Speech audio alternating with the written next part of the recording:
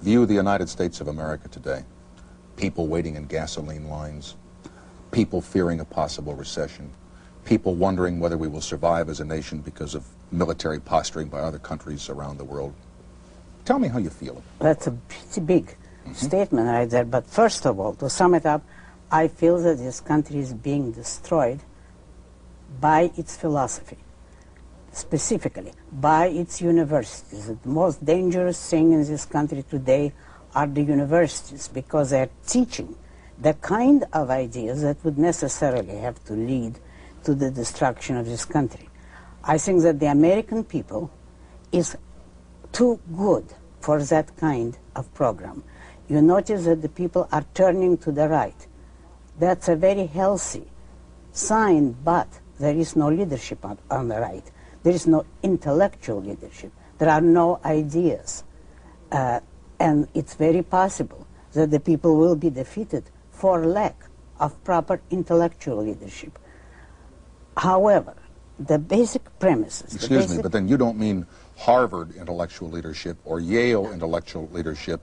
I mean a Harvard that would be preaching American ideas, more specifically reason, individualism, capitalism. If an institution of the intellectual prestige, which they don't deserve today, but they deserved it at one time, of Harvard, if an institution of that magnitude were preaching the proper ideas, that is the ideas on which America originally was based, or to say it briefly, the philosophy of Aristotle, which was the father of this country, who was. If they were doing that, you could have the biggest renaissance in the world, still not too late even now. You could have a better renaissance than the first one. This country would come back to life. But today, when all those institutions from Harvard on down are preaching collectivism, mysticism, and above all, altruism, self-sacrifice of yourself, the giving up, the resignation, all the disgusting kind of ideas that the whole world has been nurturing for centuries, when they do that, this country can't survive. Can you be a little bit more specific? I've never been to Harvard. I've never been to class there, but can you give me an example? That's your advantage. Oh, thank you.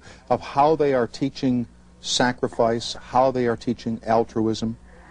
Well, open daily paper and look at Mr. Carter, a very peculiar creature, who is telling you that we're going to overcome the oil shortage by driving less, by giving up. Let us all make a sacrifice. Let's lower our standard of living, and we'll all be living better.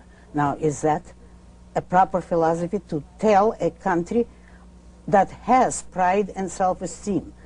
At one time, with all the faults in American intellectual equipment, and there were a lot of faults, at least people were taught pride in their own country and in the good aspects, the great achievements of this country. Today, you're supposed to apologize to every naked savage anywhere on the globe because you are more prosperous, because you've earned your money.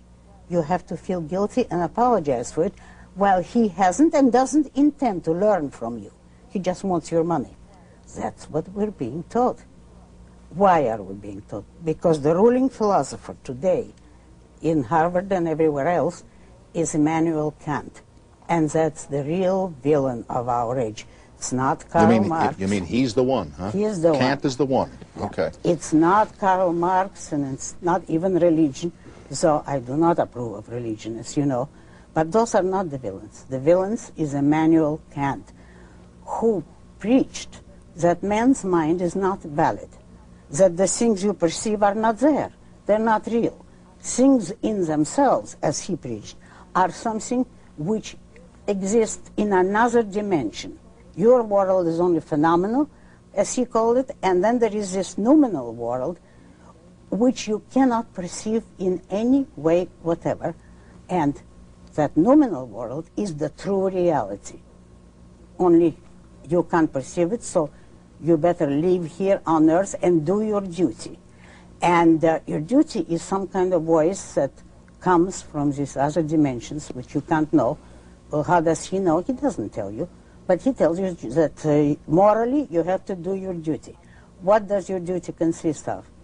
Of doing things in which you can take no possible interest and no advantage to yourself.